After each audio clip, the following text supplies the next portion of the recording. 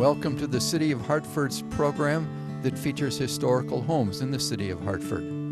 I'm John Fitzgerald, the owner of the home at 429 West State Street. It is a bungalow-style home, sometimes referred to as a German bungalow. There are many similar homes on the northwest side of Milwaukee, the old German neighborhood. Let's go inside now, and I'll take you on a virtual tour. As we move into and through the front hall, and I prefer to use the term front hall rather than foyer for an older home, you will see many of the interior features and craftsmanship that I will discuss in the main rooms. Now, just a brief history of the house. It was built by Conrad Geiss, a local tavern owner, in 1923 and 24. Mr. Geiss immigrated to the U.S. from Germany in 1886 and served in the Spanish-American War. When he passed in 1941, it was purchased by Emma and Hazel Getz. It remained in the Getz family until I bought it in 1995. When I walked through these French doors the first time and saw the fireplace on the other end of the living room, I thought to myself, if the basement isn't full of water, I'm buying it. It wasn't. I did. Starting with the ceiling and moving down, we can see the features that make the house unique. There are crown molding ceilings with stucco borders, chandeliers, and wall sconces.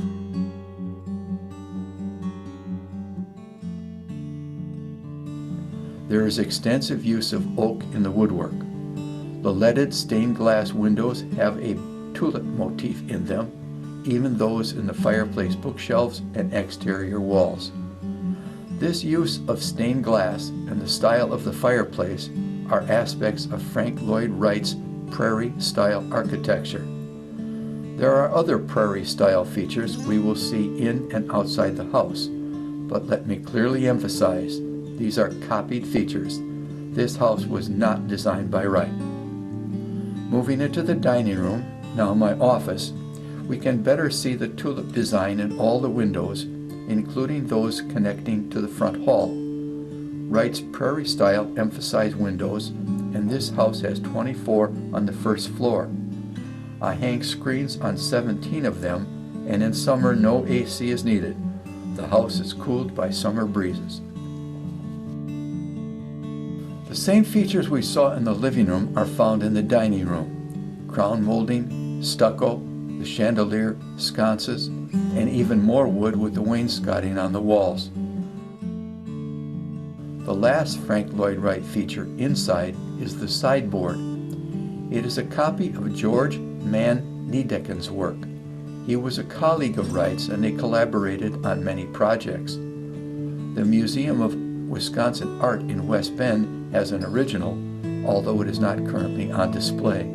When we move from the front rooms to the living area of the house, there is a marked change in the quality of the wood, as we can see in the door jamb between the dining room and hall. There was a swinging door that hung here. It was taken down before my time, but it is still under the eaves in the attic. There is less woodwork in this part of the house too. The hall links the two downstairs bedrooms, the bathroom, and the kitchen. The hall has a laundry chute and the inlet to another unusual for 1924 feature, a central vacuum system. The cord weighs about 15 pounds. With only two inlets inside, vacuuming was a workout. Entering the kitchen, we see the aforementioned closet, the door to the basement and breezeway, and a built-in ironing board that still works well, if not often. Next to it is the second best feature of the house. The fireplace comes first. A dining or breakfast nook. With all of its windows, it is a bright place for any meal, and since it faces the southwest, is like a sauna on cold, sunny winter afternoons. A wonderful place to read and have tea or a glass of wine with a good book. Opposite the nook is the pantry with the mystery metal container. Only mature people recognize it as the flour bin, necessary in 1924, when the woman of the house baked everything. In the kitchen, I had a new linoleum floor laid, just as I had the wood floors refinished. When I moved in, there was wall-to-wall carpeting throughout the house. Those are the only changes I have made.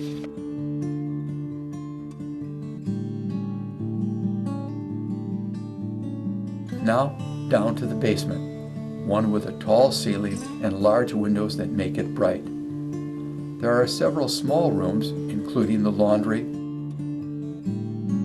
the former coal bin, you can tell from the smell even years later, and a toilet. Not a half bath since there is no sink, so maybe a third bath?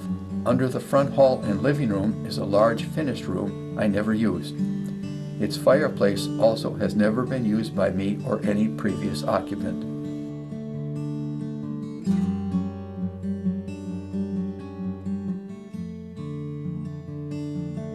The central vacuum is here, and so is the pump for the gray water system. Another item only mature viewers will understand. It pumped rainwater that was collected in an outside, in-ground cistern. The water was used for washing, not drinking. We will exit the basement through the breezeway that connects the house to the two-car garage.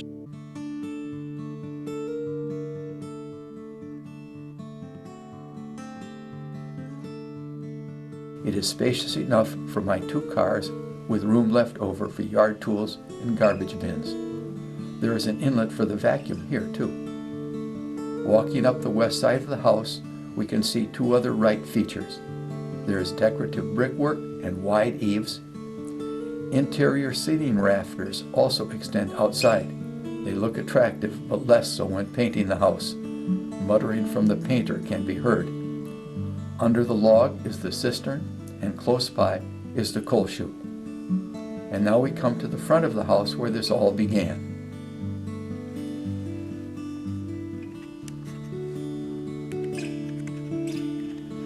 I hope you've enjoyed this virtual tour as much as I've enjoyed taking you on it.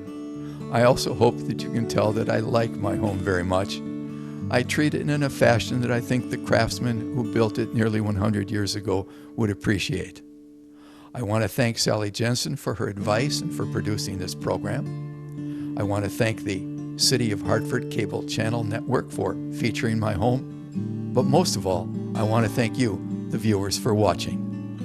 Stay healthy in these difficult, challenging times.